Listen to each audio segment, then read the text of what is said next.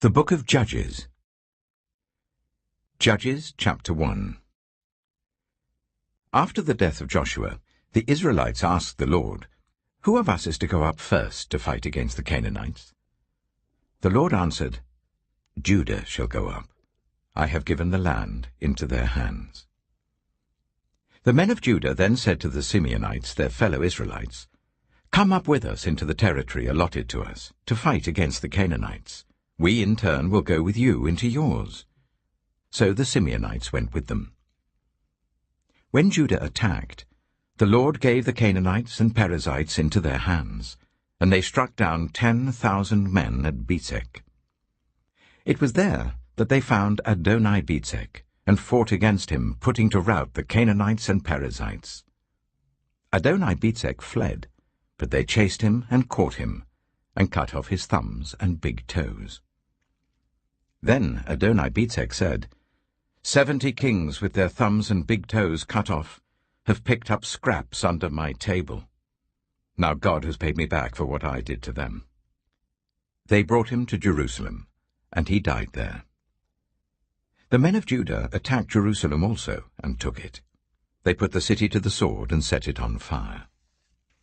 After that, Judah went down to fight against the Canaanites living in the hill country, the Negev and the western foothills.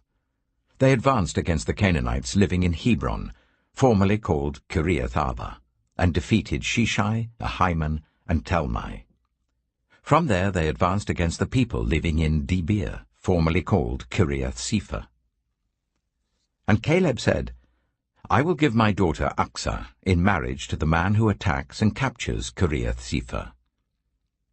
Othniel, son of Kenaz, Caleb's younger brother, took it.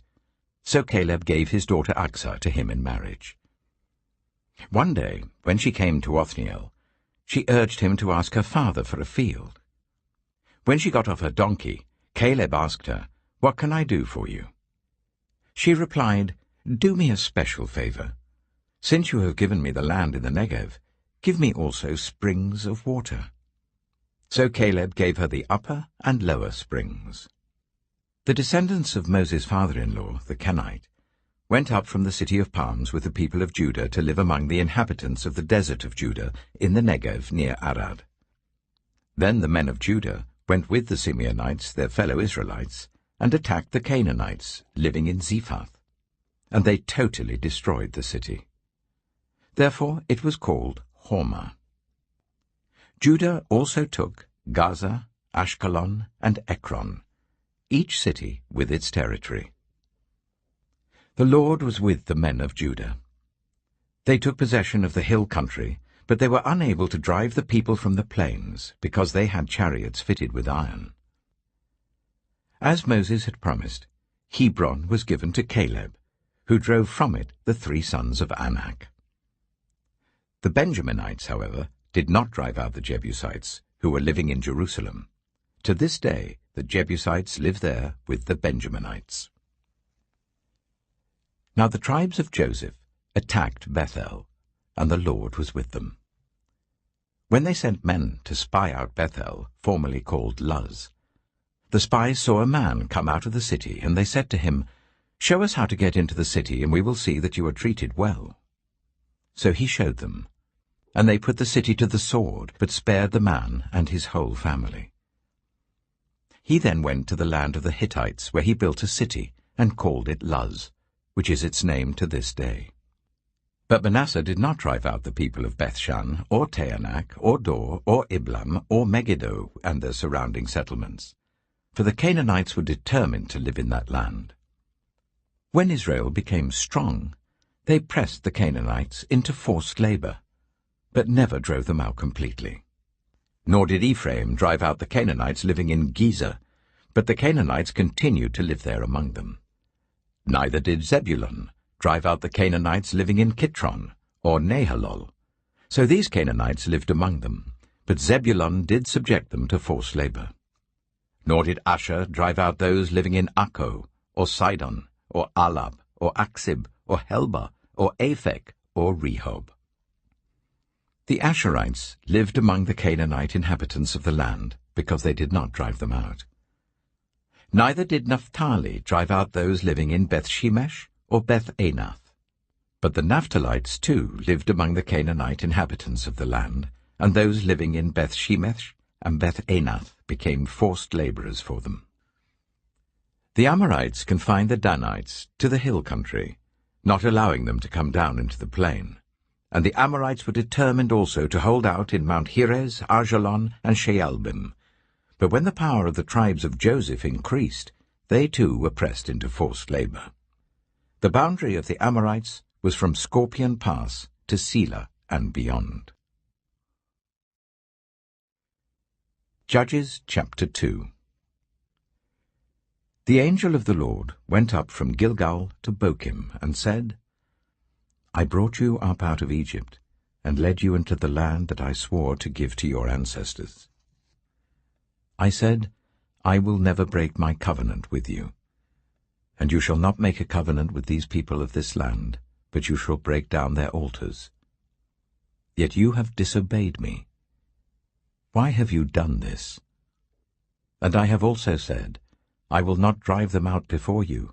They will become traps for you, and their gods will become snares to you. When the angel of the Lord had spoken these things to all the Israelites, the people wept aloud, and they called that place Bochim. There they offered sacrifices to the Lord. After Joshua had dismissed the Israelites, they went to take possession of the land, each to their own inheritance. The people served the Lord throughout the lifetime of Joshua and of the elders who outlived him, and who had seen all the great things the Lord had done for Israel. Joshua, son of Nun, the servant of the Lord, died at the age of 110, and they buried him in the land of his inheritance, at Timnath-Heres, in the hill country of Ephraim, north of Mount Gaash. After that whole generation had been gathered to their ancestors, another generation grew up, who knew neither the Lord nor what he had done for Israel. Then the Israelites did evil in the eyes of the Lord, and served the Baals. They forsook the Lord, the God of their ancestors, who had brought them up out of Egypt. They followed and worshipped various gods of the peoples around them. They aroused the Lord's anger, because they forsook him and served Baal and the Ashtoreths. In his anger against Israel, the Lord gave them into the hands of raiders who plundered them. He sold them into the hands of their enemies all around, whom they were no longer able to resist. Whenever Israel went out to fight, the hand of the Lord was against them to defeat them, just as he had sworn to them. They were in great distress. Then the Lord raised up judges, who saved them out of the hands of these raiders. Yet they would not listen to their judges, but prostituted themselves to other gods and worshipped them. They quickly turned from the ways of their ancestors, who had been obedient to the Lord's commands. Whenever the Lord raised up a judge for them, he was with the judge and saved them out of the hands of their enemies, as long as the judge lived. For the Lord relented because of their groaning under those who oppressed and afflicted them. But when the judge died, the people returned to ways even more corrupt than those of their ancestors, following other gods and serving and worshipping them. They refused to give up their evil practices and stubborn ways. Therefore the Lord was very angry with Israel, and said, Because this nation has violated the covenant I ordained for their ancestors and has not listened to me, I will no longer drive out before them any of the nations Joshua left when he died. I will use them to test Israel, and see whether they will keep the way of the Lord and walk in it as their ancestors did.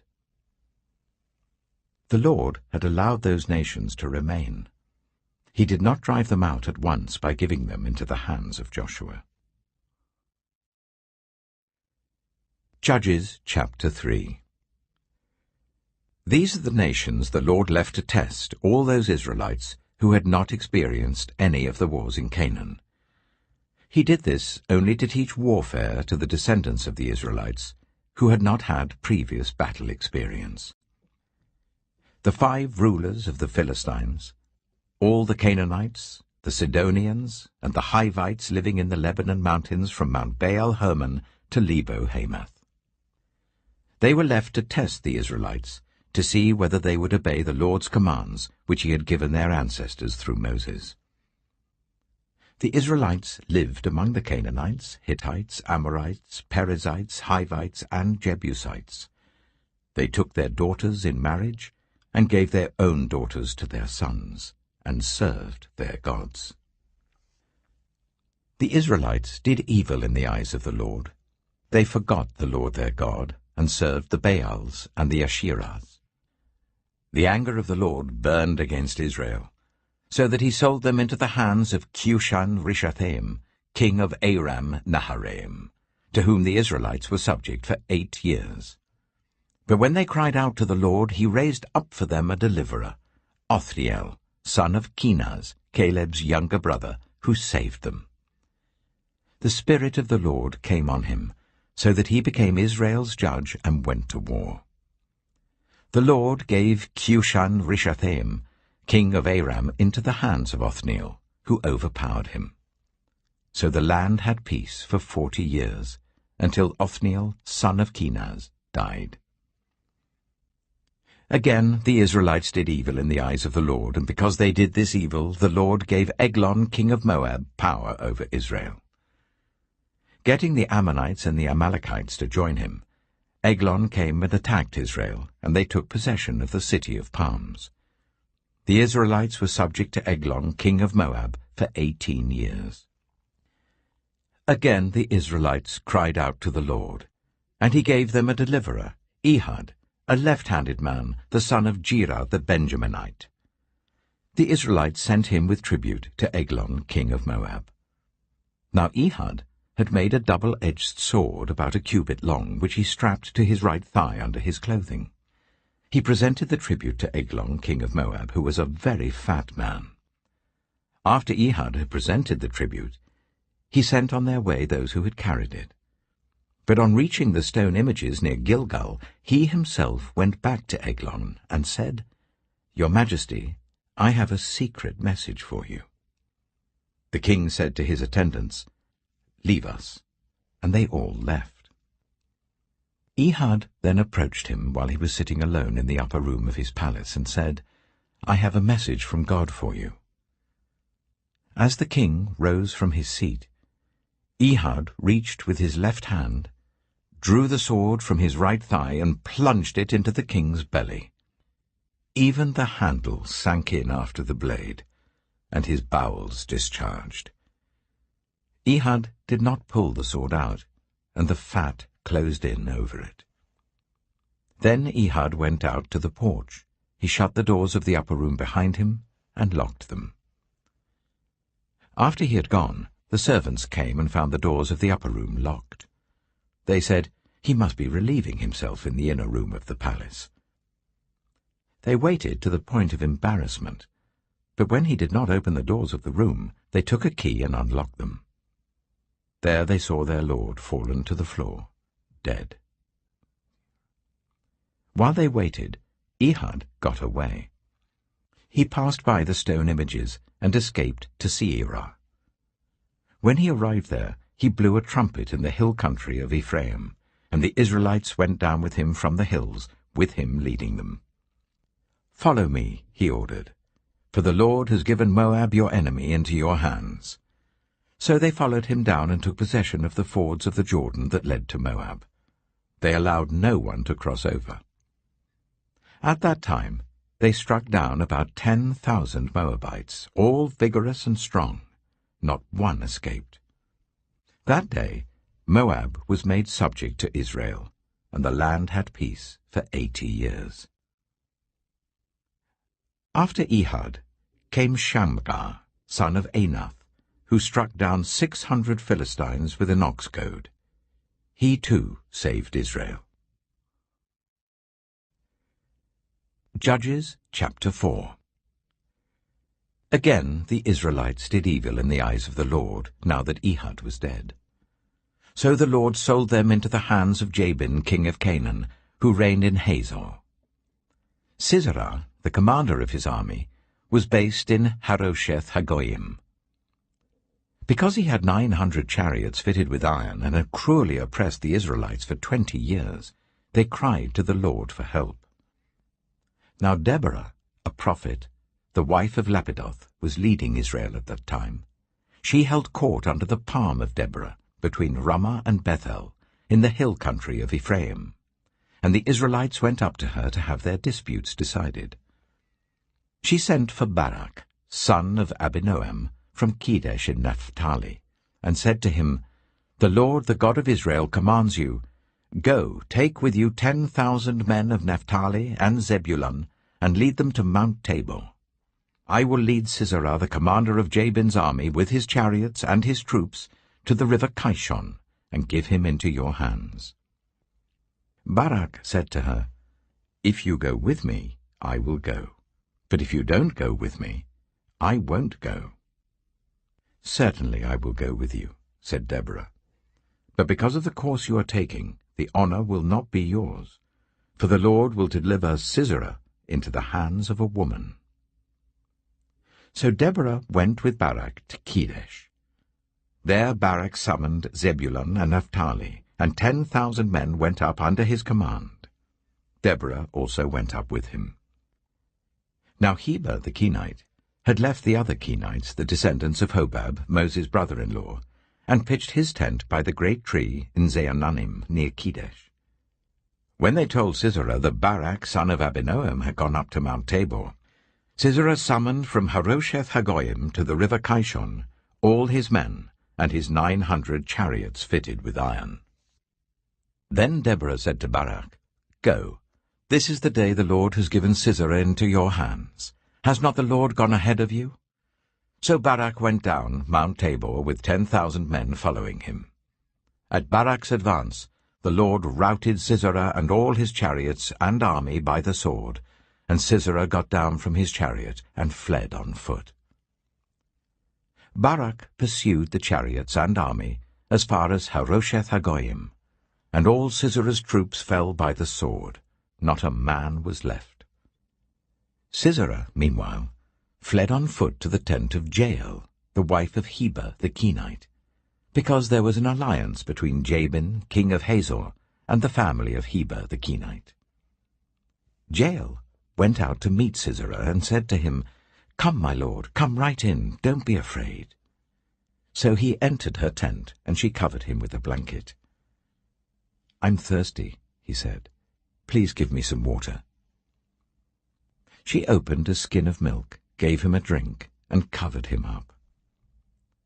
"Stand in the doorway of the tent," he told her. "If someone comes and asks you, 'Is anyone in there?' say no." But Jael, Heber's wife, picked up a tent peg and a hammer, and went quietly to him while he lay fast asleep, exhausted. She drove the peg through his temple into the ground, and he died. Just then Barak came by in pursuit of Sisera, and Jael went out to meet him. "Come," she said, "I will show you the man you're looking for." So he went in with her, and there lay Sisera with the tent peg through his temple, dead. On that day God subdued Jabin, king of Canaan, before the Israelites. And the hand of the Israelites pressed harder and harder against Jabin, king of Canaan, until they destroyed him. Judges chapter 5. On that day Deborah and Barak, son of Abinoam, sang this song. When the princes in Israel take the lead, when the people willingly offer themselves, praise the Lord. Hear this, you kings, listen, you rulers. I, even I, will sing to the Lord. I will praise the Lord, the God of Israel, in song. When you, Lord, went out from Seir, when you marched from the land of Edom, the earth shook, the heavens poured, the clouds poured down water. The mountains quaked before the Lord, the one of Sinai, before the Lord, the God of Israel. In the days of Shamgar, son of Anath, in the days of Jael, the highways were abandoned, travelers took to winding paths. Villagers in Israel would not fight. They held back until I, Deborah, arose, until I arose, a mother in Israel. God chose new leaders when war came to the city gates, but not a shield or spear was seen among 40,000 in Israel. My heart is with Israel's princes, with the willing volunteers among the people. Praise the Lord. You who ride on white donkeys, sitting on your saddle blankets, and you who walk along the road, consider the voice of the singers at the watering places. They recite the victories of the Lord, the victories of his villages in Israel. Then the people of the Lord went down to the city gates. Wake up, Deborah. Wake up, break out in song. Arise, Barak, take captive your captives, son of Abinoam. The remnant of the nobles came down. The people of the Lord came down to me against the mighty. Some came from Ephraim, whose roots were in Amalek. Benjamin was with the people who followed you. From Machir, captains came down. From Zebulun, those who bear a commander's staff. The princes of Issachar were with Deborah. Yes, Issachar was with Barak, sent under his command into the valley. In the districts of Reuben there was much searching of heart. Why did you stay among the sheepfolds to hear the whistling for the flocks? In the districts of Reuben there was much searching of heart. Gilead stayed beyond the Jordan. And Dan, why did he linger by the ships? Asher remained on the coast and stayed in his coves. The people of Zebulun risked their very lives. So did Naphtali on the terraced fields. Kings came, they fought. The kings of Canaan fought. At Taanach, by the waters of Megiddo, they took no plunder of silver. From the heavens the stars fought. From their courses they fought against Sisera. The river Kishon swept them away, the age-old river, the river Kishon. March on, my soul, be strong. Then thundered the horses' hooves, galloping, galloping go his mighty steeds. Curse Meroz, said the angel of the Lord, curse its people bitterly, because they did not come to help the Lord against the mighty. Most blessed of women be Jael, the wife of Heber the Kenite, most blessed of tent-dwelling women. He asked for water, and she gave him milk. In a bowl fit for nobles she brought him curdled milk. Her hand reached for the tent peg, her right hand for the workman's hammer. She struck Sisera, she crushed his head, she shattered and pierced his temple. At her feet he sank, he fell. There he lay. At her feet he sank, he fell. Where he sank, there he fell. Dead. Through the window peered Sisera's mother. Behind the lattice she cried out, "Why is his chariot so long in coming? Why is the clatter of his chariots delayed?" The wisest of her ladies answer her. Indeed, she keeps saying to herself, "Are they not finding and dividing the spoils, a woman or two for each man?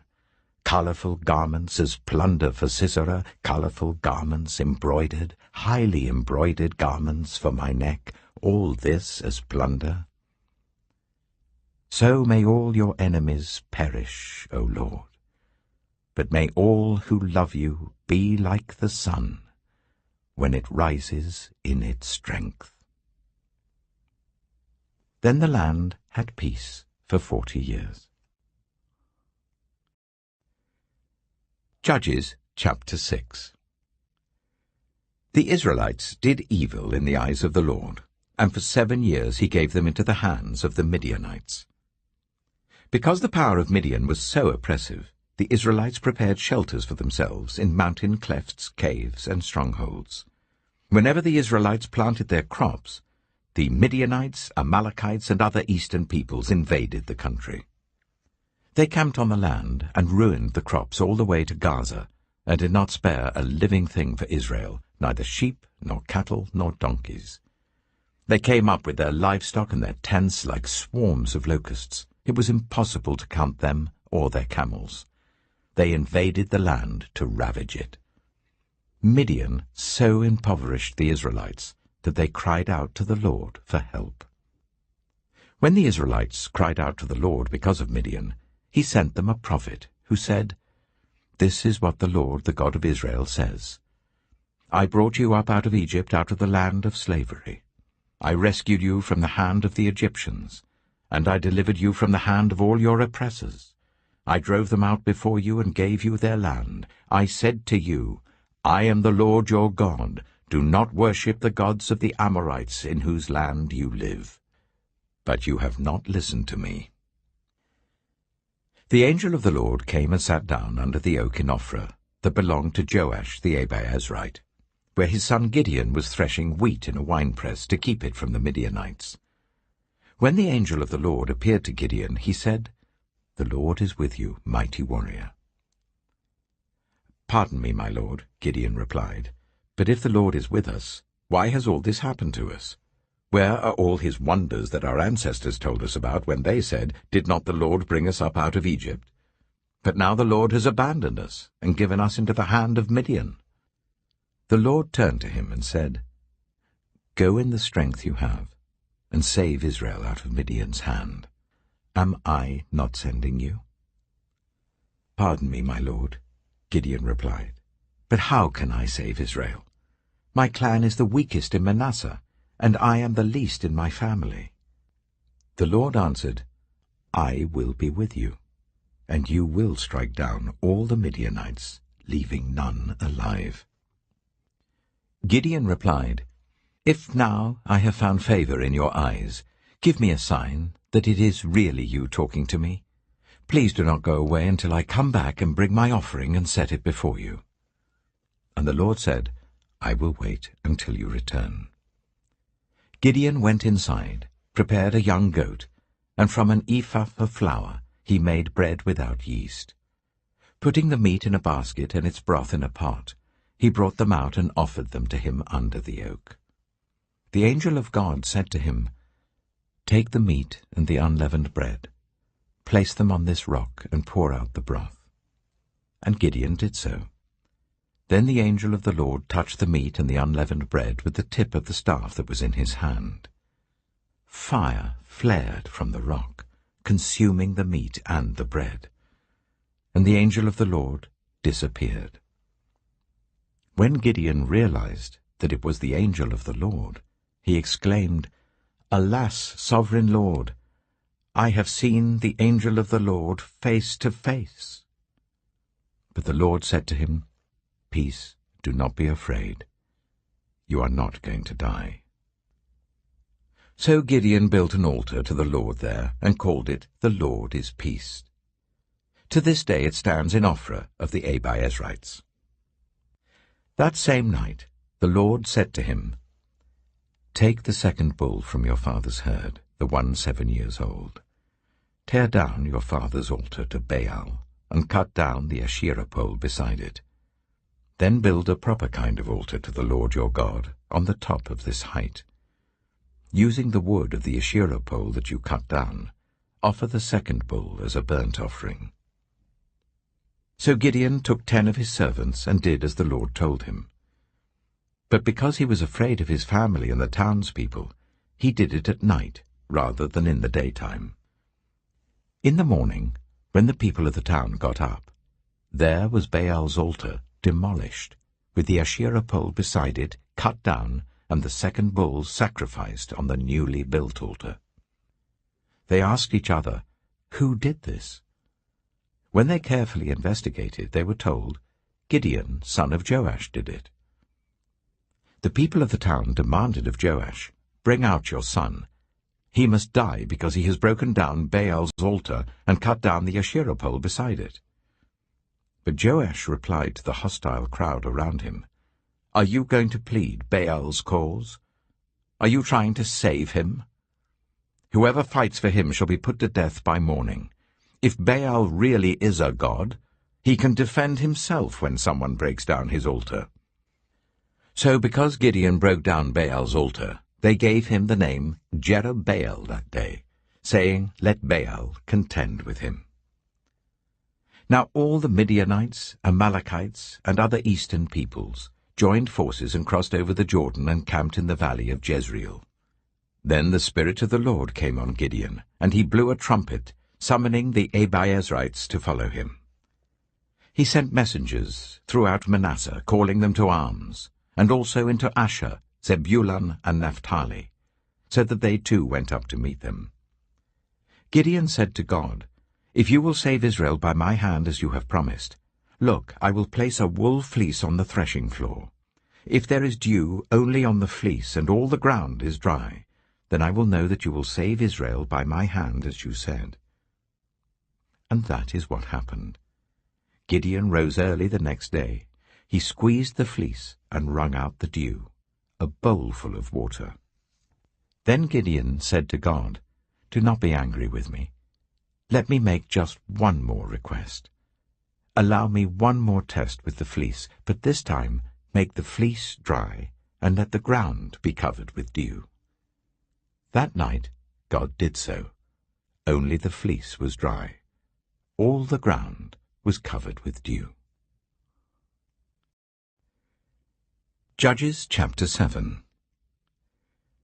Early in the morning, Jerubbaal, that is Gideon, and all his men camped at the spring of Harod.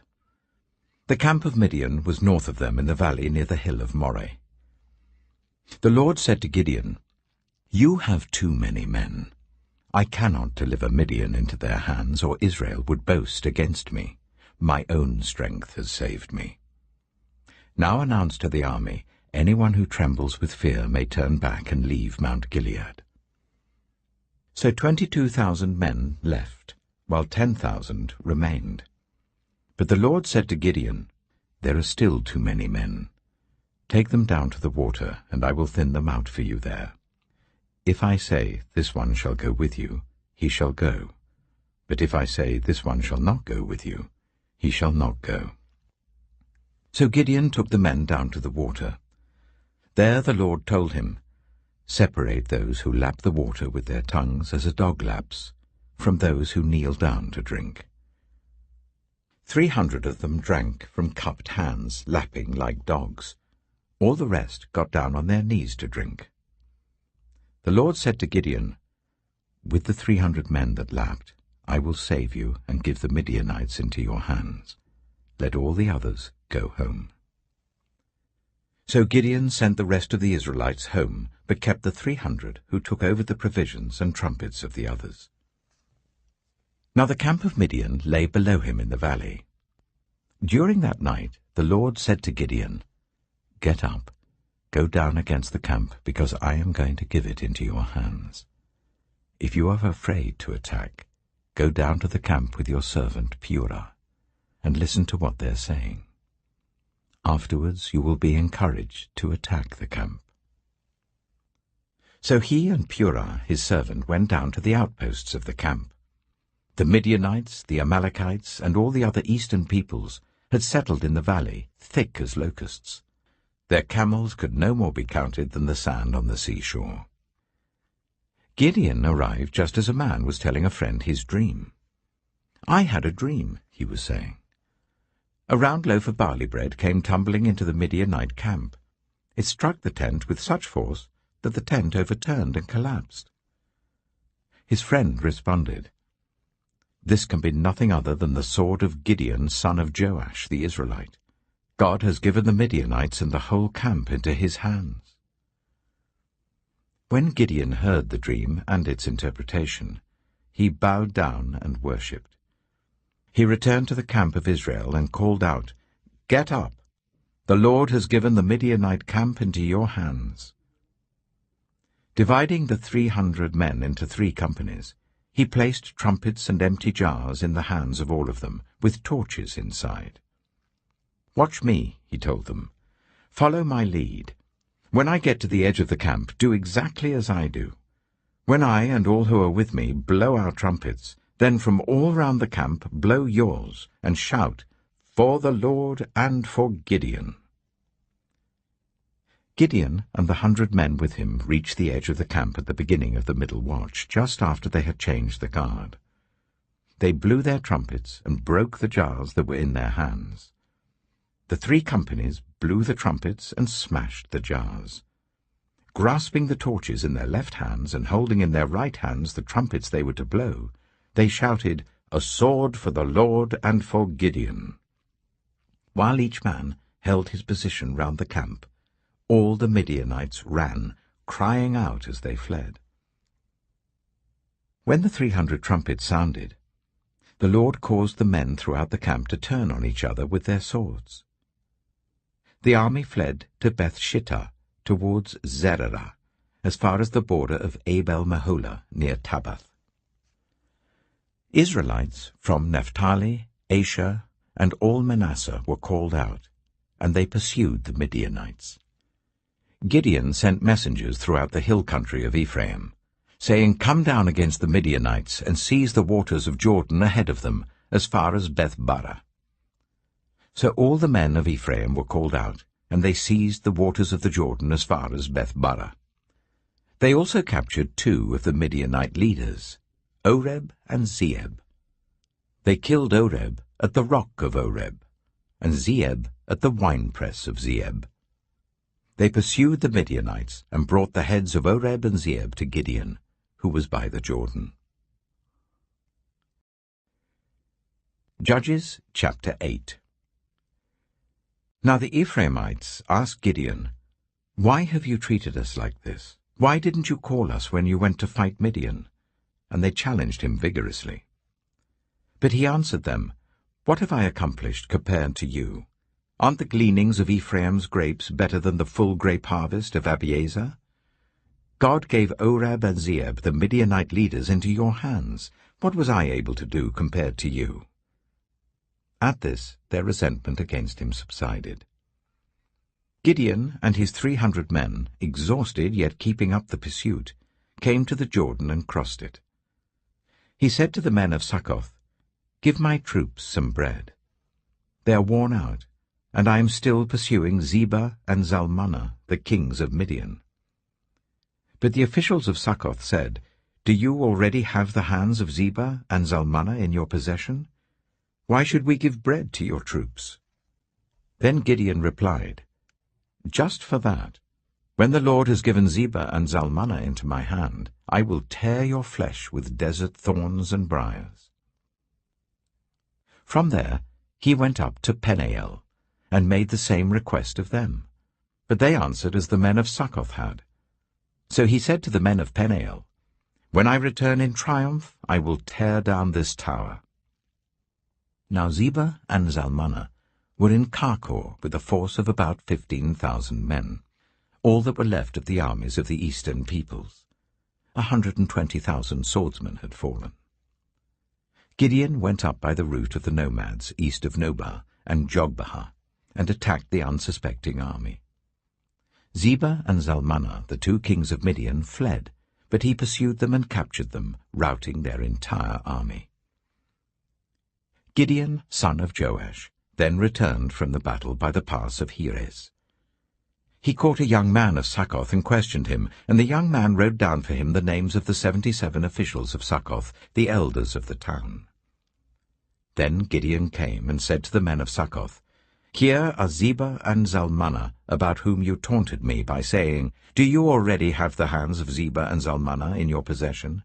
Why should we give bread to your exhausted men?'" He took the elders of the town and taught the men of Succoth a lesson, by punishing them with desert thorns and briars. He also pulled down the tower of Peniel, and killed the men of the town. Then he asked Zebah and Zalmunna, "What kind of men did you kill at Tabor?" "Men like you," they answered, each one with the bearing of a prince. Gideon replied, "Those were my brothers, the sons of my own mother. As surely as the Lord lives, if you had spared their lives, I would not kill you." Turning to Jether, his eldest son, he said, "Kill them." But Jether did not draw his sword because he was only a boy and was afraid. Zebah and Zalmunna said, "Come, do it yourself. As is the man, so is his strength." So Gideon stepped forward and killed them, and took the ornaments off their camels' necks.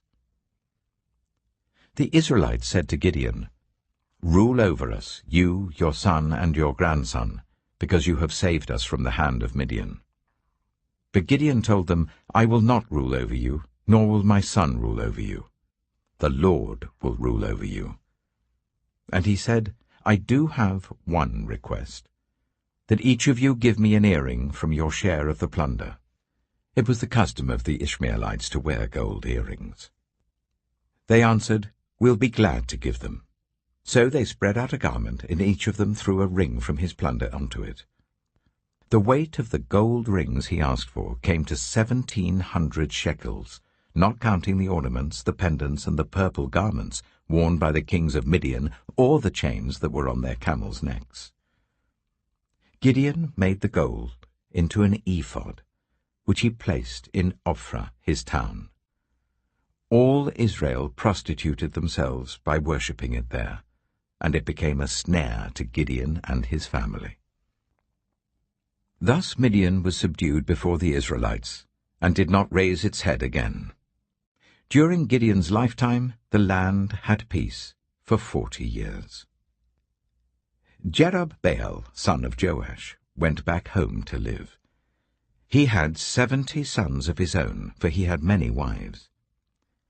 His concubine, who lived in Shechem, also bore him a son, whom he named Abimelech. Gideon, son of Joash, died at a good old age, and was buried in the tomb of his father Joash in Ophrah of the Abiezrites. No sooner had Gideon died than the Israelites again prostituted themselves to the Baals.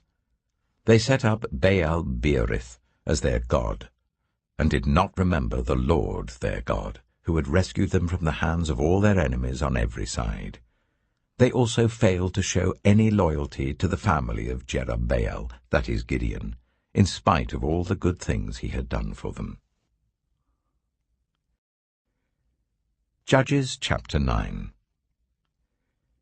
Abimelech, son of Jerubbaal, went to his mother's brothers in Shechem and said to them and to all his mother's clan, "Ask all the citizens of Shechem, which is better for you, to have all 70 of Jerubbaal's sons rule over you, or just one man? Remember, I am your flesh and blood." When the brothers repeated all this to the citizens of Shechem, they were inclined to follow Abimelech, for they said, "He is related to us." They gave him 70 shekels of silver from the temple of Baal-Berith, and Abimelech used it to hire reckless scoundrels who became his followers. He went to his father's home in Ophrah, and on one stone murdered his 70 brothers, the sons of Jerubbaal. But Jotham, the youngest son of Jerubbaal, escaped by hiding. Then all the citizens of Shechem and Beth Millo gathered beside the great tree at the pillar in Shechem to crown Abimelech king. When Jotham was told about this, he climbed up on the top of Mount Gerizim and shouted to them, "Listen to me, citizens of Shechem, so that God may listen to you." One day the trees went out to anoint a king for themselves. They said to the olive tree, "Be our king." But the olive tree answered, "Should I give up my oil, by which both gods and humans are honored, to hold sway over the trees?" Next, the trees said to the fig tree, "Come and be our king."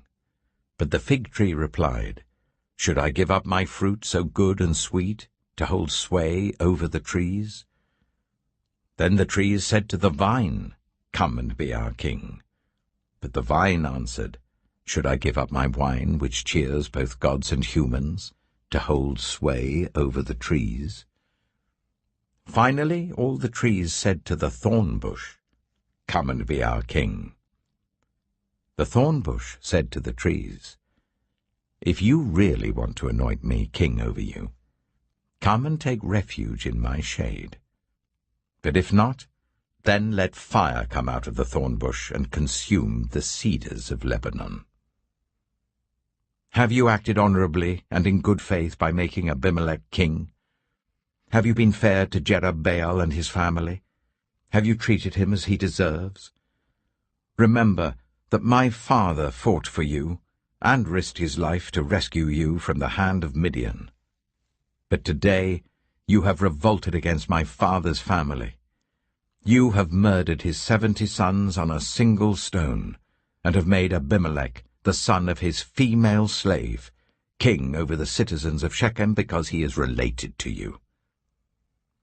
So have you acted honorably and in good faith towards Zerubbabel and his family today. If you have, may Abimelech be your joy, and may you be his too. But if you have not, let fire come out from Abimelech and consume you, the citizens of Shechem and Beth Millo, and let fire come out from you, the citizens of Shechem and Beth Millo, and consume Abimelech. Then Jotham fled, escaping to Beer, and he lived there because he was afraid of his brother Abimelech. After Abimelech had governed Israel for 3 years, God stirred up animosity between Abimelech and the citizens of Shechem, so that they acted treacherously against Abimelech. God did this in order that the crime against Jerubbaal's 70 sons, the shedding of their blood, might be avenged on their brother Abimelech and on the citizens of Shechem who had helped him murder his brothers. In opposition to him, these citizens of Shechem set men on the hilltops to ambush and rob everyone who passed by, and this was reported to Abimelech. Now Gaal, son of Ebed, moved with his clan into Shechem, and its citizens put their confidence in him. After they had gone out into the fields and gathered the grapes and trodden them, they held a festival in the temple of their God. While they were eating and drinking, they cursed Abimelech. Then Gaal, son of Ebed, said, "Who is Abimelech, and why should we Shechemites be subject to him? Isn't he Jerubbaal's son, and isn't Zebul his deputy? Serve the family of Hamor, Shechem's father. Why should we serve Abimelech? If only this people were under my command, then I would get rid of him. I would say to Abimelech, 'Call out your whole army.'" When Zebul, the governor of the city, heard what Gaal, son of Ebed, said, he was very angry. Under cover, he sent messengers to Abimelech, saying, "Gaal, son of Ebed, and his clan have come to Shechem, and are stirring up the city against you. Now then, during the night, you and your men should come and lie in wait in the fields. In the morning at sunrise, advance against the city. When Gaal and his men come out against you, seize the opportunity to attack them." So Abimelech and all his troops set out by night and took up concealed positions near Shechem in 4 companies. Now Gaal, son of Ebed, had gone out and was standing at the entrance of the city gate, just as Abimelech and his troops came out from their hiding place. When Gaal saw them, he said to Zebul, "Look, people are coming down from the tops of the mountains." Zebul replied, "You mistake the shadows of the mountains for men." But Gaal spoke up again, "Look, people are coming down from the central hill, and a company is coming from the direction of the diviner's tree."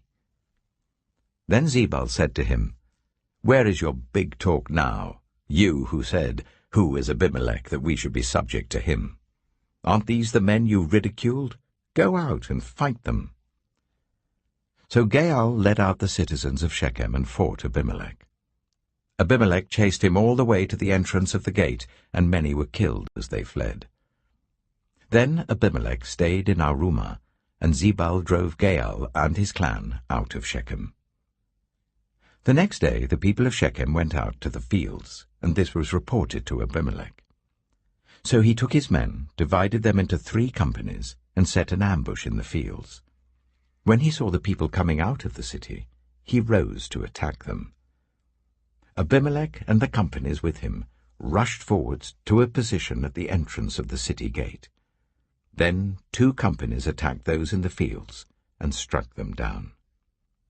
All that day Abimelech pressed his attack against the city until he had captured it and killed its people. Then he destroyed the city and scattered salt over it. On hearing this, the citizens in the tower of Shechem went into the stronghold of the temple of El-Berith. When Abimelech heard that they had assembled there, he and all his men went up Mount Zalmon. He took an axe and cut off some branches, which he lifted to his shoulders. He ordered the men with him, "Quick, do what you have seen me do." So all the men cut branches and followed Abimelech. They piled them against the stronghold and set it on fire with the people still inside. So all the people in the tower of Shechem, about 1,000 men and women, also died.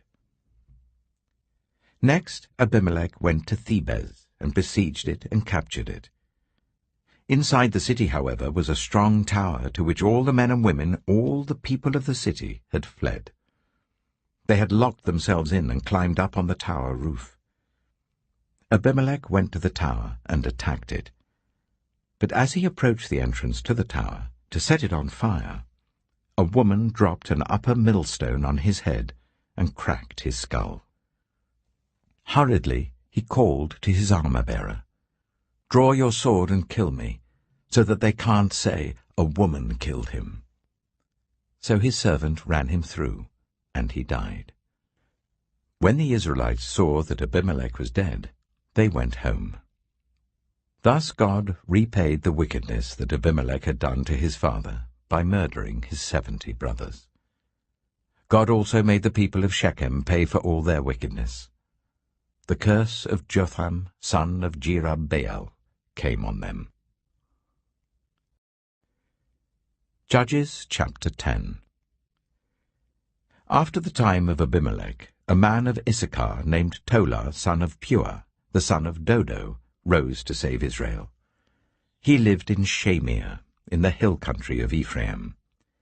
He led Israel for 23 years. Then he died and was buried in Shamir. He was followed by Jair of Gilead, who led Israel for 22 years.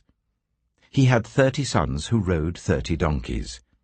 They controlled 30 towns in Gilead, which to this day are called Havoth-Jair. When Jair died, he was buried in Canaan.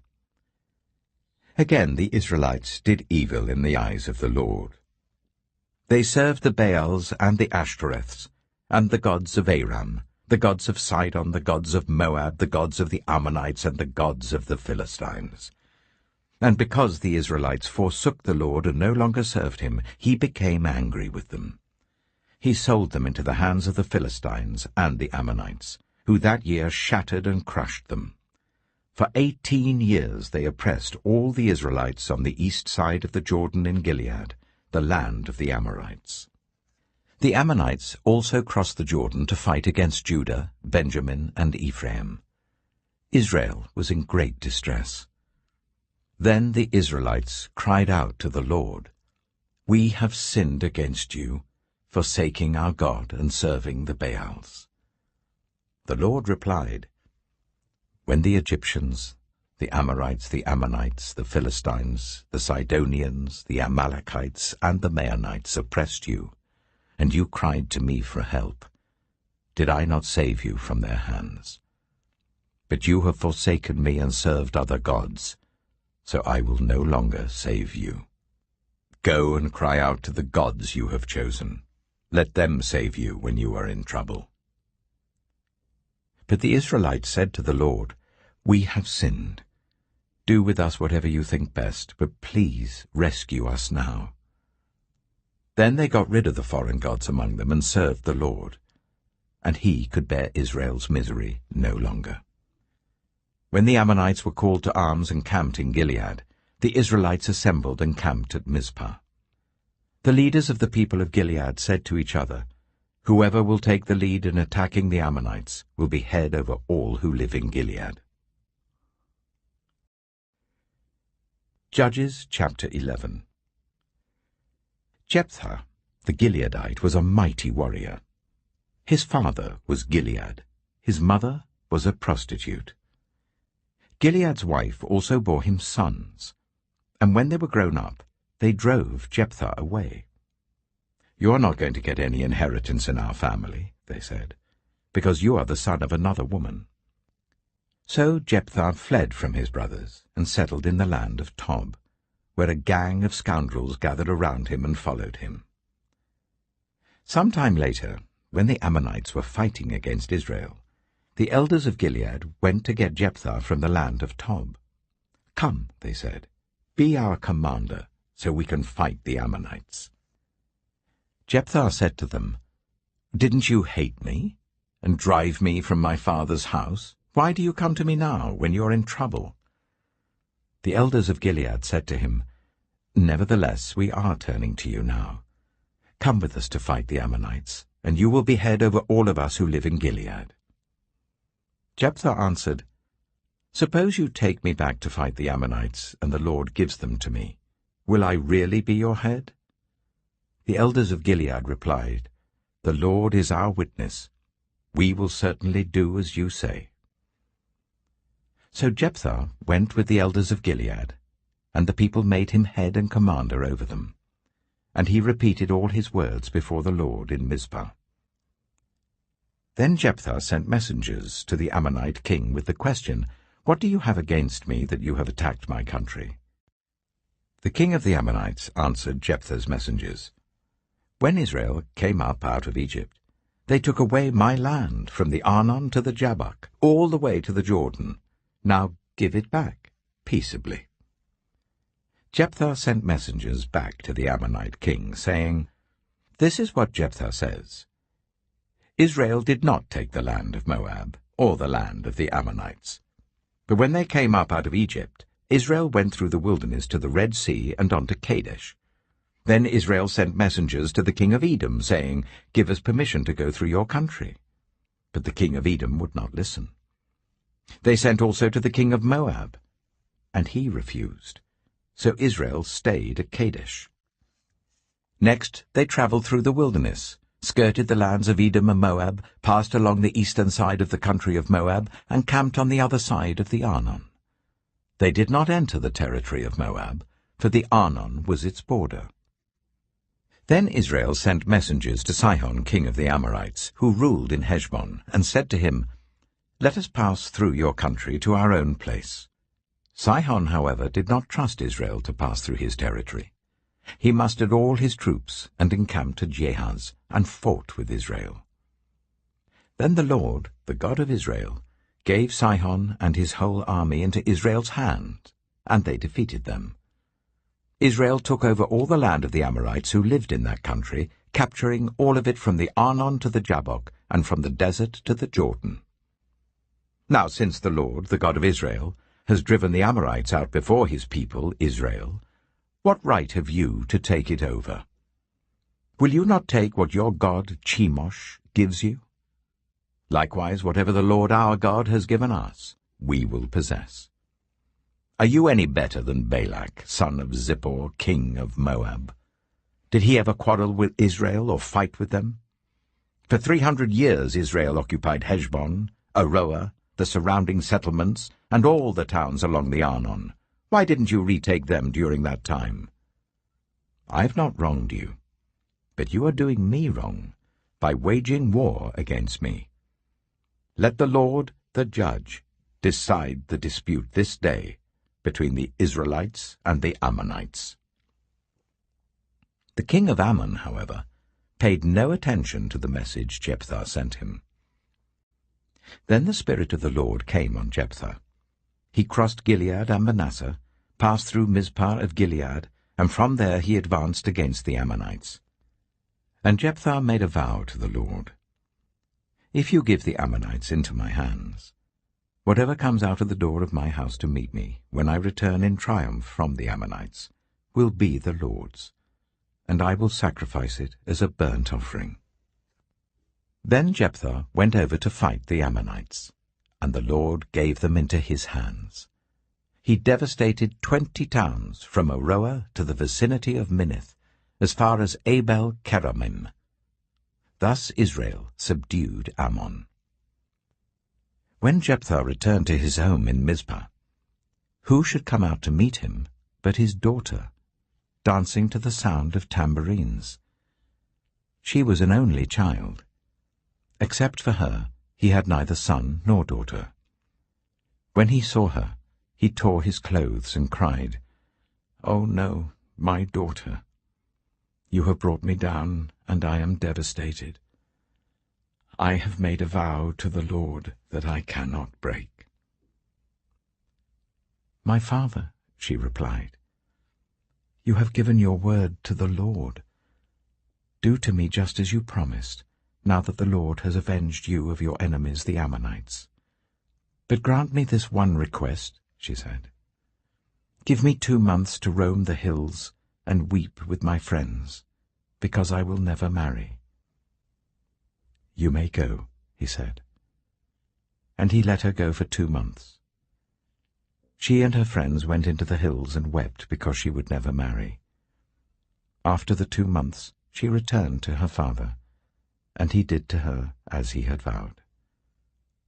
And she was a virgin. From this comes the Israelite tradition that each year the young women of Israel go out for 4 days to commemorate the daughter of Jephthah the Gileadite. Judges chapter 12. The Ephraimite forces were called out, and they crossed over to Zaphon. They said to Jephthah, "Why did you go to fight the Ammonites without calling us to go with you? We're going to burn down your house over your head." Jephthah answered, "I and my people were engaged in a great struggle with the Ammonites, and although I called, you didn't save me out of their hands. When I saw that you wouldn't help, I took my life in my hands and crossed over to fight the Ammonites, and the Lord gave me victory over them. Now why have you come up today to fight me?" Jephthah then called together the men of Gilead and fought against Ephraim. The Gileadites struck them down because the Ephraimites had said, "You Gileadites are renegades from Ephraim and Manasseh." The Gileadites captured the fords of the Jordan leading to Ephraim. And whenever a survivor of Ephraim said, "Let me cross over," the men of Gilead asked him, "Are you an Ephraimite?" If he replied no, they said, "All right, say Shibboleth." If he said Sibboleth, because he could not pronounce the word correctly, they seized him and killed him at the fords of the Jordan. 42,000 Ephraimites were killed at that time. Jephthah led Israel for 6 years. Then Jephthah the Gileadite died, and was buried in a town in Gilead. After him, Ibzan of Bethlehem led Israel. He had 30 sons and 30 daughters. He gave his daughters away in marriage to those outside his clan, and for his sons he brought in 30 young women as wives from outside his clan. Ibzan led Israel for 7 years. Then Ibzan died and was buried in Bethlehem. After him, Elon the Zebulunite led Israel for 10 years. Then Elon died and was buried in Ajalon, in the land of Zebulun. After him, Abdon, son of Hillel, from Pirathon, led Israel. He had 40 sons and 30 grandsons who rode on 70 donkeys. He led Israel for 8 years. Then Abdon, son of Hillel, died, and was buried at Pirathon in Ephraim, in the hill country of the Amalekites.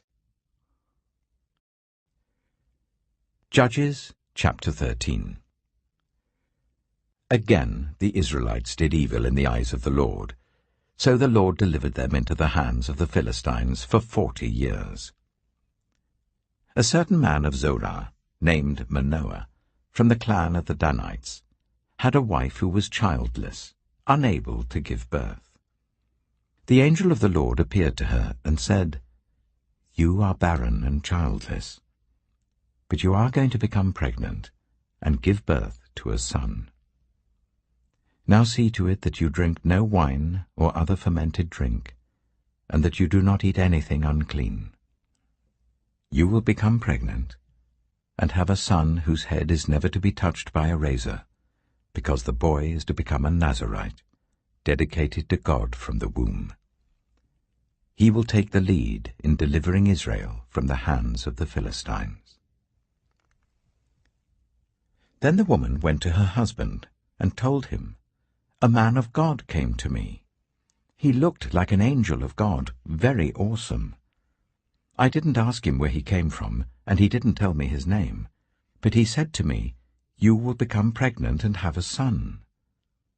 Now then, drink no wine or other fermented drink, and do not eat anything unclean, because the boy will be a Nazarite of God from the womb until the day of his death." Then Manoah prayed to the Lord, "Pardon your servant, Lord. I beg you to let the man of God you sent to us come again, to teach us how to bring up the boy who's to be born." God heard Manoah, and the angel of God came again to the woman while she was out in the field. But her husband Manoah was not with her. The woman hurried to tell her husband, "He's here, the man who appeared to me the other day." Manoah got up and followed his wife. When he came to the man, he said, "Are you the man who talked to my wife?" "I am," he said. So Manoah asked him, "When your words are fulfilled, what is to be the rule that governs the boy's life and work?" The angel of the Lord answered, "Your wife must do all that I have told her. She must not eat anything that comes from the grapevine, nor drink any wine or other fermented drink, nor eat anything unclean. She must do everything I have commanded her." Manoah said to the angel of the Lord, "We would like you to stay until we prepare a young goat for you." The angel of the Lord replied, "Even though you detain me, I will not eat any of your food. But if you prepare a burnt offering, offer it to the Lord." Manoah did not realize that it was the angel of the Lord. Then Manoah inquired of the angel of the Lord, "What is your name, so that we may honor you when your word comes true?" He replied, "Why do you ask my name? It is beyond understanding." Then Manoah took a young goat, together with the grain offering, and sacrificed it on a rock to the Lord. And the Lord did an amazing thing while Manoah and his wife watched. As the flame blazed up from the altar towards heaven, the angel of the Lord ascended in the flame. Seeing this, Manoah and his wife fell with their faces to the ground. When the angel of the Lord did not show himself again to Manoah and his wife, Manoah realized that it was the angel of the Lord. "We are doomed to die," he said to his wife. "We have seen God." But his wife answered, "If the Lord had meant to kill us, he would not have accepted a burnt offering and grain offering from our hands, nor shown us all these things, or now told us this." The woman gave birth to a boy and named him Samson. He grew, and the Lord blessed him. And the Spirit of the Lord began to stir him while he was in Mahaneh-dan, between Zorah and Eshtaol. Judges chapter 14. Samson went down to Timnah, and saw there a young Philistine woman. When he returned, he said to his father and mother, "I have seen a Philistine woman in Timnah. Now get her for me as my wife." His father and mother replied, "Isn't there an acceptable woman among your relatives or among all our people? Must you go to the uncircumcised Philistines to get a wife?" But Samson said to his father, "Get her for me. She's the right one for me." His parents did not know that this was from the Lord, who was seeking an occasion to confront the Philistines, for at that time they were ruling over Israel. Samson went down to Timnah together with his father and mother. As they approached the vineyards of Timnah, suddenly a young lion came roaring towards him. The Spirit of the Lord came powerfully upon him, so that he tore the lion apart with his bare hands, as he might have torn a young goat. But he told neither his father nor his mother what he had done. Then he went down and talked with the woman, and he liked her. Some time later, when he went back to marry her, he turned aside to look at the lion's carcass, and in it he saw a swarm of bees and some honey. He scooped out the honey with his hands and ate as he went along. When he rejoined his parents, he gave them some, and they too ate it. But he did not tell them that he had taken the honey from the lion's carcass. Now his father went down to see the woman, and there Samson held a feast, as was customary for young men. When the people saw him, they chose 30 men to be his companions. "Let me tell you a riddle," Samson said to them. "If you can give me the answer within the 7 days of the feast, I will give you 30 linen garments and 30 sets of clothes. If you can't tell me the answer, you must give me 30 linen garments and 30 sets of clothes." "Tell us your riddle," they said. "Let's hear it." He replied, "Out of the eater something to eat, out of the strong something sweet." For 3 days they could not give the answer. On the 4th day they said to Samson's wife, "Coax your husband into explaining the riddle for us, or we will burn you and your father's household to death. Did you invite us here to steal our property?" Then Samson's wife threw herself on him, sobbing, "You hate me. You don't really love me. You've given my people a riddle, but you haven't told me the answer." "I haven't even explained it to my father or mother," he replied, "so why should I explain it to you?" She cried the whole 7 days of the feast. So on the 7th day he finally told her, because she continued to press him. She, in turn, explained the riddle to her people. Before sunset on the 7th day, the men of the town said to him, "What is sweeter than honey? What is stronger than a lion?" Samson said to them, "If you had not ploughed with my heifer, you would not have solved my riddle." Then the Spirit of the Lord came powerfully upon him.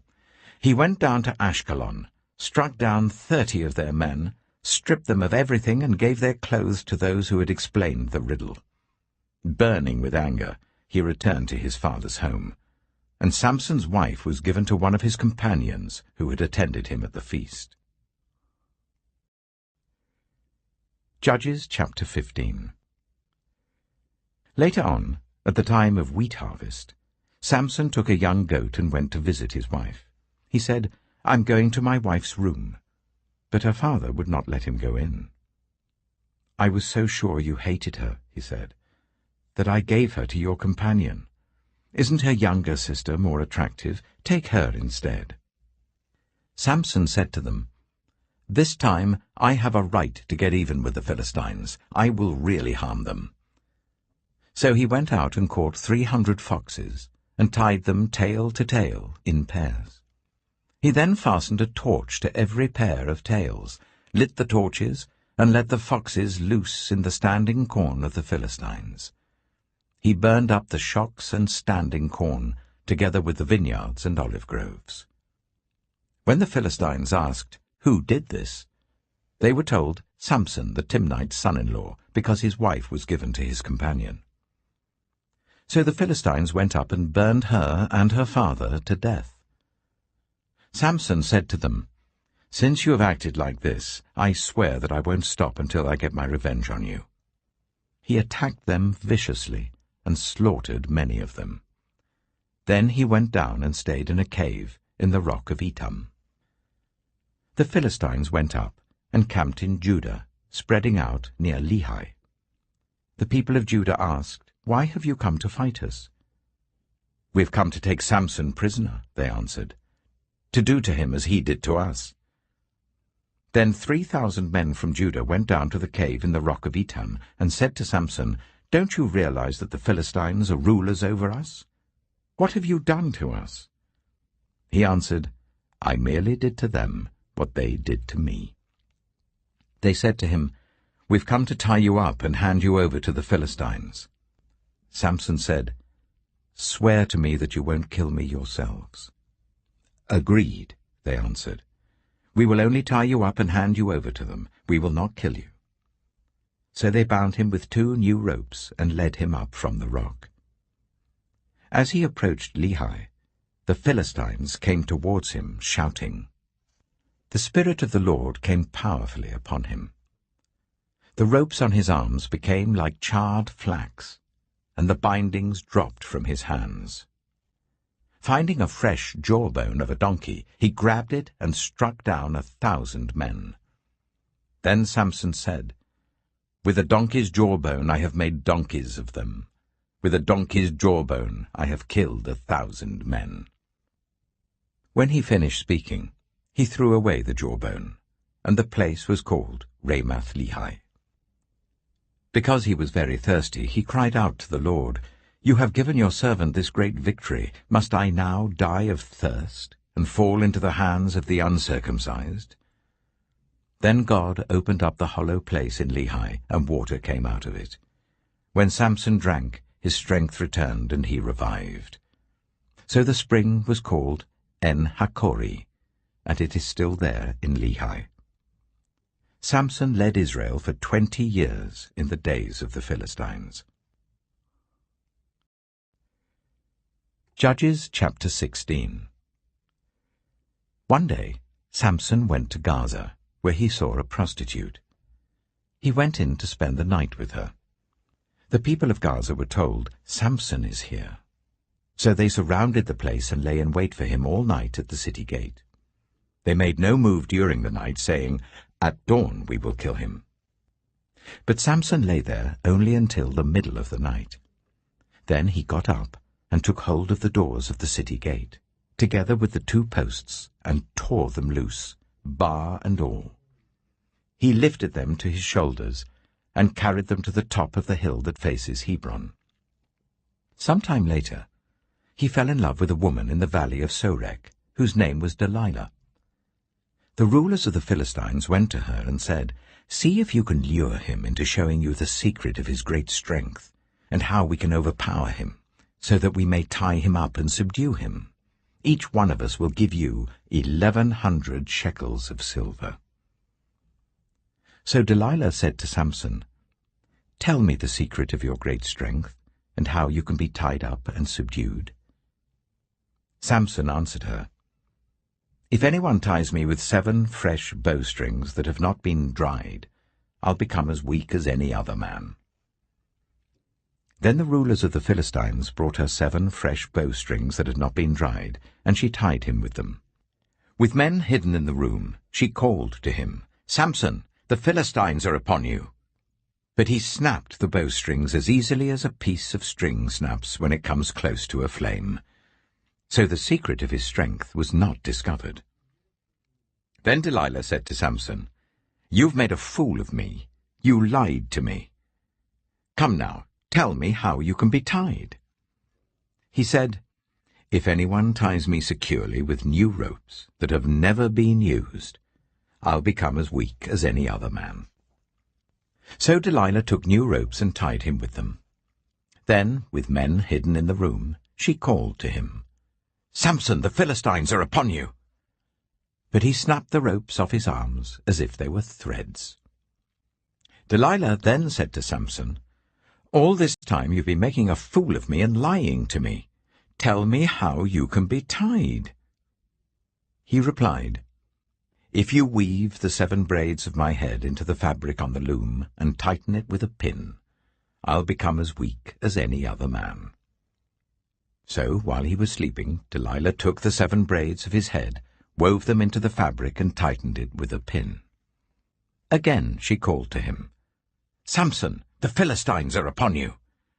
He woke from his sleep and pulled up the pin and the loom with the fabric. Then she said to him, "How can you say, 'I love you,' when you won't confide in me? This is the 3rd time you've made a fool of me and haven't told me the secret of your great strength." With such nagging, she prodded him day after day until he was sick to death of it. So he told her everything. "No razor has ever been used on my head," he said, "because I've been a Nazirite dedicated to God from my mother's womb. If my head was shaved, my strength would leave me, and I would become as weak as any other man." When Delilah saw that he had told her everything, she sent word to the rulers of the Philistines, "Come back once more. He has told me everything." So the rulers of the Philistines returned with the silver in their hands. After putting him to sleep on her lap, she called for someone to shave off the 7 braids of his hair, and so began to subdue him. And his strength left him. Then she called, "Samson, the Philistines are upon you!" He woke from his sleep and thought, "I'll go out as before and shake myself free." But he did not know that the Lord had left him. Then the Philistines seized him, gouged out his eyes, and took him down to Gaza. Binding him with bronze shackles, they set him to grinding corn in the prison. But the hair on his head began to grow again after it had been shaved. Now the rulers of the Philistines assembled to offer a great sacrifice to Dagon, their god, and to celebrate, saying, "Our God has delivered Samson, our enemy, into our hands." When the people saw him, they praised their God, saying, "Our God has delivered our enemy into our hands, the one who laid waste our land and multiplied our slain." While they were in high spirits, they shouted, "Bring out Samson to entertain us." So they called Samson out of the prison, and he performed for them. When they stood him among the pillars, Samson said to the servant who held his hands, "Put me where I can feel the pillars that support the temple, so that I may lean against them." Now the temple was crowded with men and women. All the rulers of the Philistines were there, and on the roof were about 3,000 men and women watching Samson perform. Then Samson prayed to the Lord, "Sovereign Lord, remember me. Please, God, strengthen me just once more, and let me with one blow get revenge on the Philistines for my 2 eyes."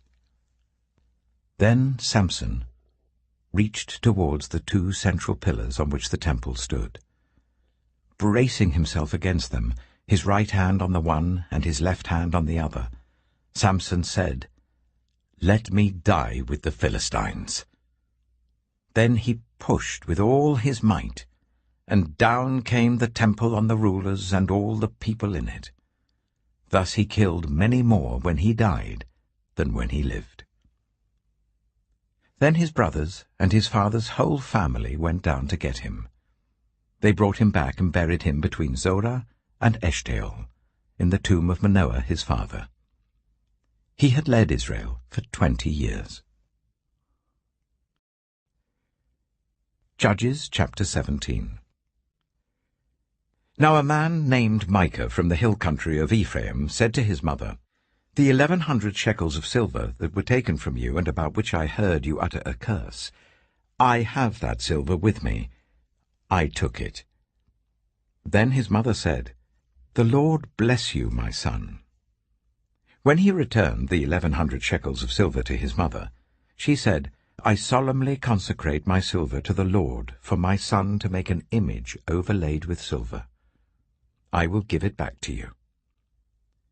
So after he returned the silver to his mother, she took 200 shekels of silver and gave them to a silversmith who used them to make the idol, and it was put in Micah's house. Now this man Micah had a shrine, and he made an ephod and some household gods, and installed one of his sons as his priest. In those days Israel had no king. Everyone did as they saw fit. A young Levite from Bethlehem in Judah, who had been living within the clan of Judah, left that town in search of some other place to stay. On his way, he came to Micah's house in the hill country of Ephraim. Micah asked him, "Where are you from?" "I'm a Levite from Bethlehem in Judah," he said, "and I'm looking for a place to stay." Then Micah said to him, "Live with me, and be my father and priest, and I'll give you 10 shekels of silver a year, your clothes and your food." So the Levite agreed to live with him, and the young man became like one of his sons to him. Then Micah installed the Levite, and the young man became his priest and lived in his house. And Micah said, "Now I know that the Lord will be good to me, since this Levite has become my priest."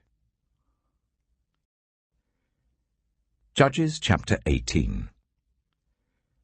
In those days Israel had no king. And in those days the tribe of the Danites was seeking a place of their own where they might settle, because they had not yet come into an inheritance among the tribes of Israel. So the Danites sent 5 of their leading men from Zorah and Eshtaol to spy out the land and explore it. These men represented all the Danites. They told them, "Go, explore the land." So they entered the hill country of Ephraim and came to the house of Micah, where they spent the night. When they were near Micah's house, they recognized the voice of the young Levite. So they turned in there and asked him, "Who brought you here? What are you doing in this place? Why are you here?" He told them what Micah had done for him, and said, "He has hired me, and I am his priest." Then they said to him, "Please inquire of God to learn whether our journey will be successful." The priest answered them, "Go in peace. Your journey has the Lord's approval." So the 5 men left and came to Laish, where they saw that the people were living in safety, like the Sidonians, at peace and secure. And since their land lacked nothing, they were prosperous. Also they lived a long way from the Sidonians and had no relationship with anyone else. When they returned to Zorah and Eshtaol, their fellow Danites asked them, "How did you find things?" They answered, "Come on, let's attack them. We have seen the land, and it is very good. Aren't you going to do something? Don't hesitate to go there and take it over. When you get there, you'll find an unsuspecting people and a spacious land that God has put into your hands, a land that lacks nothing whatever." Then 600 men of the Danites, armed for battle, set out from Zorah and Eshtaol. On their way they set up camp near Kiriath-Jearim in Judah. This is why the place west of Kiriath-Jearim is called Manahath-Dan to this day. From there they went on to the hill country of Ephraim and came to Micah's house. Then the 5 men who had spied out the land of Laish said to their fellow Danites, "Do you know that one of these houses has an ephod, some household gods, and an image overlaid with silver? Now you know what to do." So they turned in there and went to the house of the young Levite at Micah's place and greeted him. The 600 Danites, armed for battle, stood at the entrance of the gate. The 5 men who had spied out the land went inside and took the idol, the ephod, and the household gods, while the priest and 600 armed men stood at the entrance of the gate. When the 5 men went into Micah's house and took the idol, the ephod, and the household gods, the priest said to them, "What are you doing?" They answered him, "Be quiet, don't say a word. Come with us and be our father and priest. Isn't it better that you serve a tribe and clan in Israel as priest, rather than just one man's household?" The priest was very pleased. He took the ephod, the household gods, and the idol, and went along with the people. Putting their little children, their livestock, and their possessions in front of them, they turned away and left. When they had gone some distance from Micah's house, the men who lived near Micah were called together and overtook the Danites. As they shouted after them, the Danites turned and said to Micah, "What's the matter with you that you called out your men to fight?" He replied, "You took the gods I made, and my priest, and went away. What else do I have? How can you ask, 'What's the matter with you?'" The Danites answered, "Don't argue with us, or some of the men may get angry and attack you, and you and your family will lose your lives." So the Danites went their way, and Micah, seeing that they were too strong for him, turned round and went back home. Then they took what Micah had made, and his priest, and went on to Laish against a people at peace and secure. They attacked them with the sword and burned down their city. There was no one to rescue them because they lived a long way from Sidon and had no relationship with anyone else. The city was in a valley near Beth Rehob. The Danites rebuilt the city and settled there. They named it Dan, after their ancestor Dan, who was born to Israel, though the city used to be called Laish. There the Danites set up for themselves the idol, and Jonathan, son of Gershom, the son of Moses, and his sons were priests for the tribe of Dan, until the time of the captivity of the land. They continued to use the idol Micah had made, all the time the house of God was in Shiloh. Judges chapter 19. In those days Israel had no king. Now a Levite who lived in a remote area in the hill country of Ephraim took a concubine from Bethlehem in Judah. But she was unfaithful to him. She left him and went back to her parents' home in Bethlehem, Judah. After she had been there for 4 months, her husband went to persuade her to return. He had with him his servant and 2 donkeys. She took him into her parents' home, and when her father saw him, he gladly welcomed him. His father-in-law, the woman's father, prevailed on him to stay. So he remained with him 3 days, eating and drinking and sleeping there. On the 4th day they got up early, and he prepared to leave. But the woman's father said to his son-in-law, "Refresh yourself with something to eat. Then you can go." So the 2 of them sat down to eat and drink together. Afterwards the woman's father said, "Please stay tonight and enjoy yourself." And when the man got up to go, his father-in-law persuaded him, so he stayed there that night. On the morning of the 5th day, when he rose to go, the woman's father said, "Refresh yourself. Wait till afternoon." So the 2 of them ate together. Then when the man with his concubine and his servant got up to leave, his father-in-law, the woman's father, said, "Now look, it's almost evening. Spend the night here. The day is nearly over. Stay and enjoy yourself. Early tomorrow morning you can get up and be on your way home." But, unwilling to stay another night, the man left and went towards Jebus, that is, Jerusalem, with his 2 saddled donkeys and his concubine.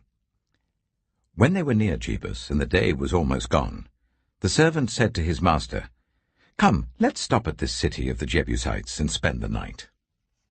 His master replied, "No, we won't go into any city whose people are not Israelites. We will go on to Gibeah." He added, "Come, let's try to reach Gibeah or Ramah and spend the night in one of those places." So they went on, and the sun set as they neared Gibeah in Benjamin. There they stopped to spend the night.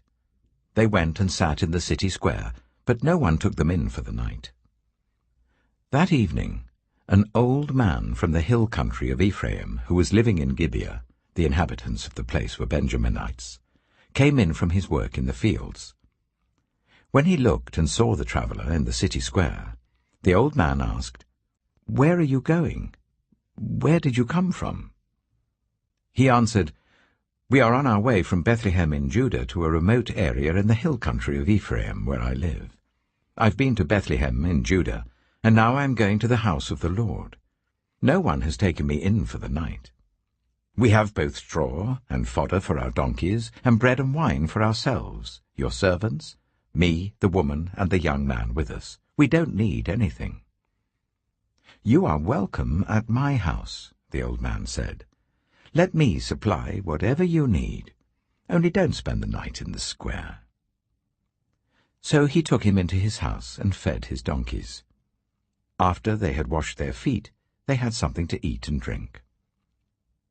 While they were enjoying themselves, some of the wicked men of the city surrounded the house. Pounding on the door, they shouted to the old man who owned the house, "Bring out the man who came to your house so we can have sex with him." The owner of the house went outside and said to them, "No, my friends, don't be so vile. Since this man is my guest, don't do this outrageous thing. Look, here is my virgin daughter and his concubine.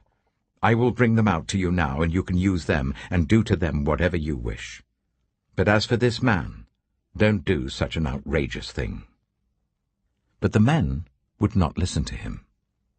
So the man took his concubine and sent her outside to them. And they raped her and abused her throughout the night. And at dawn they let her go. At daybreak the woman went back to the house where her master was staying, fell down at the door, and lay there until daylight. When her master got up in the morning and opened the door of the house and stepped out to continue on his way, there lay his concubine, fallen in the doorway of the house, with her hands on the threshold. He said to her, "Get up, let's go." But there was no answer. Then the man put her on his donkey and set out for home. When he reached home, he took a knife and cut up his concubine, limb by limb, into 12 parts, and sent them into all the areas of Israel. Everyone who saw it was saying to one another, "Such a thing has never been seen or done, not since the day the Israelites came up out of Egypt." Just imagine. We must do something. So speak up. Judges chapter 20. Then all Israel, from Dan to Beersheba, and from the land of Gilead, came together as one and assembled before the Lord in Mizpah. The leaders of all the people of the tribes of Israel took their places in the assembly of God's people, 400,000 men armed with swords. The Benjaminites heard that the Israelites had gone up to Mizpah.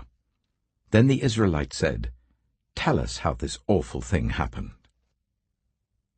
So the Levite, the husband of the murdered woman, said, "I and my concubine came to Gibeah in Benjamin to spend the night. During the night the men of Gibeah came after me and surrounded the house, intending to kill me. They raped my concubine, and she died. I took my concubine, cut her into pieces, and sent one piece to each region of Israel's inheritance, because they committed this lewd and outrageous act in Israel. Now all you Israelites speak up and tell me what you have decided to do." All the men rose up together as one, saying, "None of us will go home. No, not one of us will return to his house. But now this is what we'll do to Gibeah.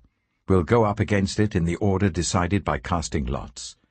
We'll take 10 men out of every 100 from all the tribes of Israel, and 100 from 1,000, and 1,000 from 10,000, to get provisions for the army. Then when the army arrives at Gibeah in Benjamin, it can give them what they deserve for this outrageous act done in Israel." So all the Israelites got together and united as one against the city.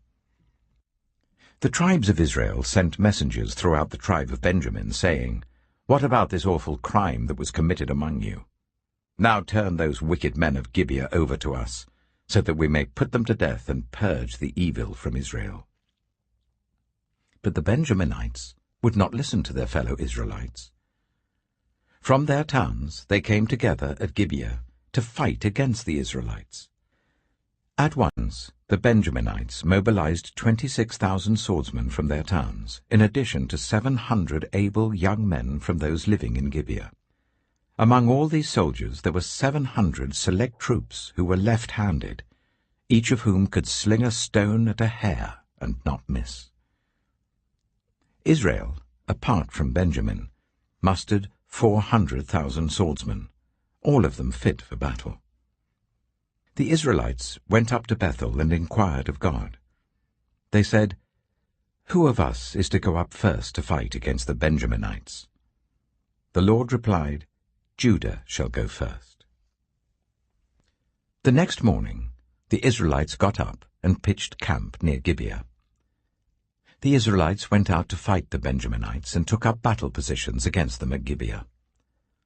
The Benjaminites came out of Gibeah and cut down 22,000 Israelites on the battlefield that day. But the Israelites encouraged one another and again took up their positions where they had stationed themselves the first day. The Israelites went up and wept before the Lord until evening. And they inquired of the Lord. They said, "Shall we go up again to fight against the Benjaminites, our fellow Israelites?" The Lord answered, "Go up against them." Then the Israelites drew near to Benjamin the second day. This time, when the Benjaminites came out from Gibeah to oppose them, they cut down another 18,000 Israelites, all of them armed with swords. Then all the Israelites, the whole army, went up to Bethel, and there they sat, weeping before the Lord. They fasted that day until evening, and presented burnt offerings and fellowship offerings to the Lord. And the Israelites inquired of the Lord.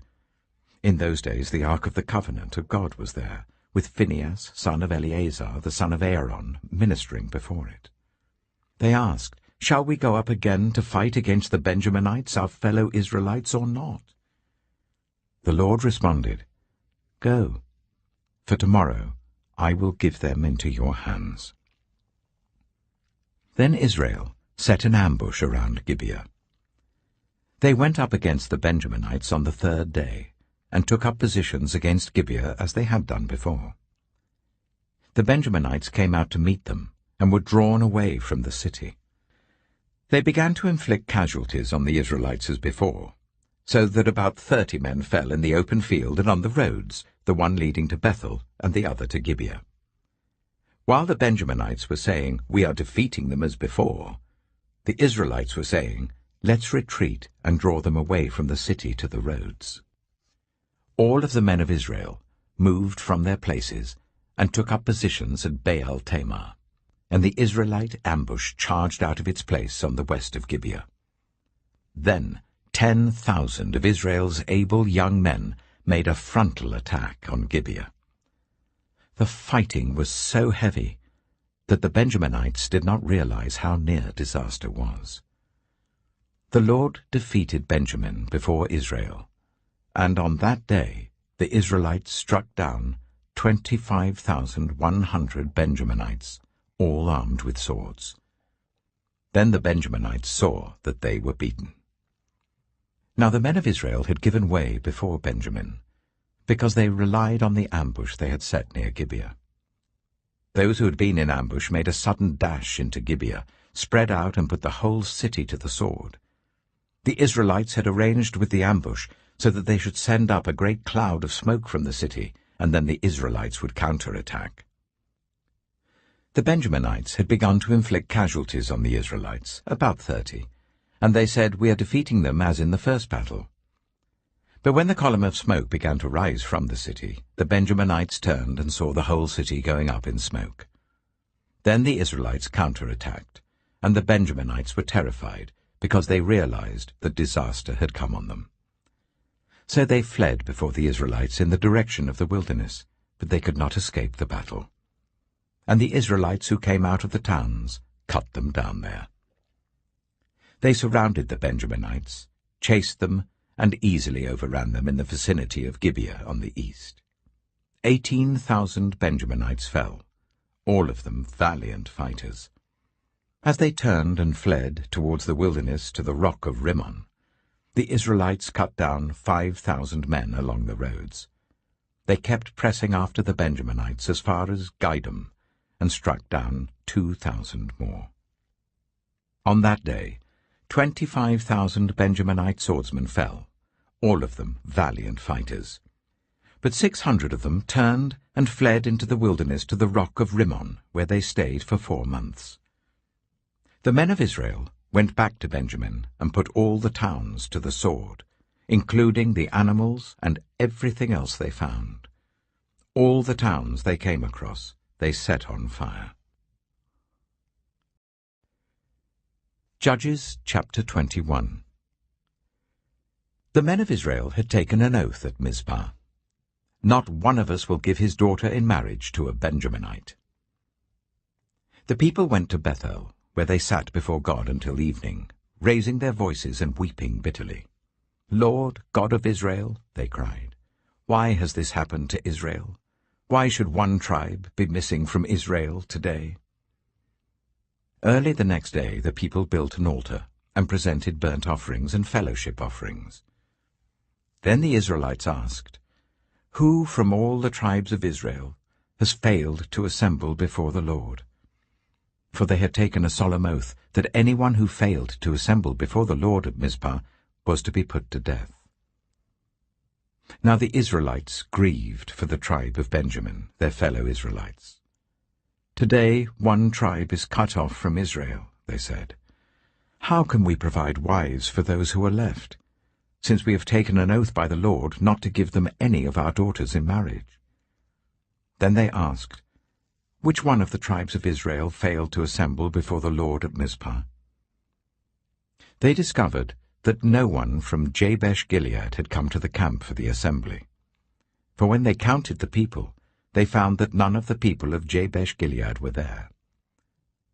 So the assembly sent 12,000 fighting men with the instructions to go to Jabesh-Gilead and put to the sword those living there, including the women and children.